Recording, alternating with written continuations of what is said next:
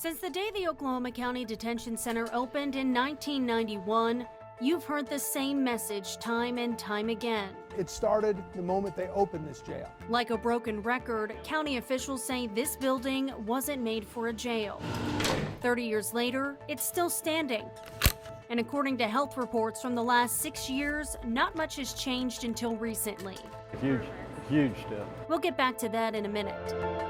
In a Freedom of Information Act request, Fox 25 asked for every inspection report ever done at the jail since it opened. The Oklahoma State Department of Health sent back reports for 2015 to this year, saying there does not appear to be any reports for any years prior to 2015. They said that's appropriate under their, quote, record retention policies. In the reports I did receive, the jail was only in compliance in 2018 and 2019, failing all other yearly inspections. Some of the biggest health problems, according to the reports, included the lack of showers for inmates, showers covered in mold, cells with no water, and bed bugs. In the latest inspection report that came out last month, the health department cited the jail for leaky ceilings, more bed bugs, a lack of site checks, and low staffing levels. Staffing continues to be a problem at the jail, and the numbers are concerning.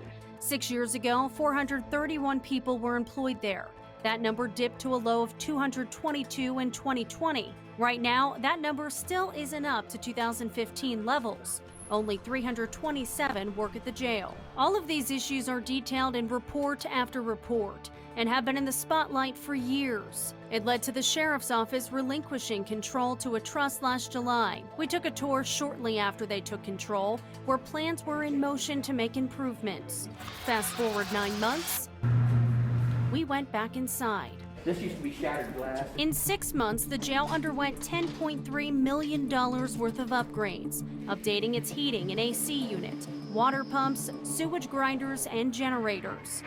Dale Fry is the director of facilities at the jail and watches these brand new monitors where he's able to control the HVAC system and water management with a click of a button.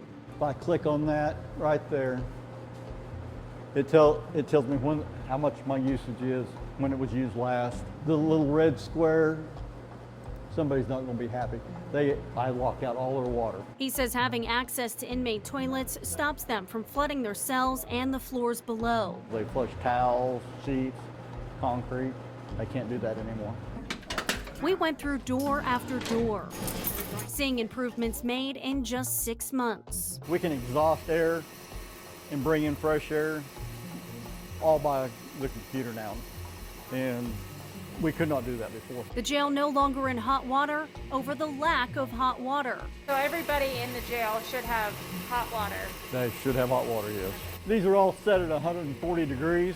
Jail officials now say not only are these changes better for the jail, but better for the city. We've come a long way. But Mark Opgran says some things can't change based on the building structure itself, and says despite some deficiencies on the inspection reports, All we can talk about and focus on is what can we do going forward that can turn this facility around.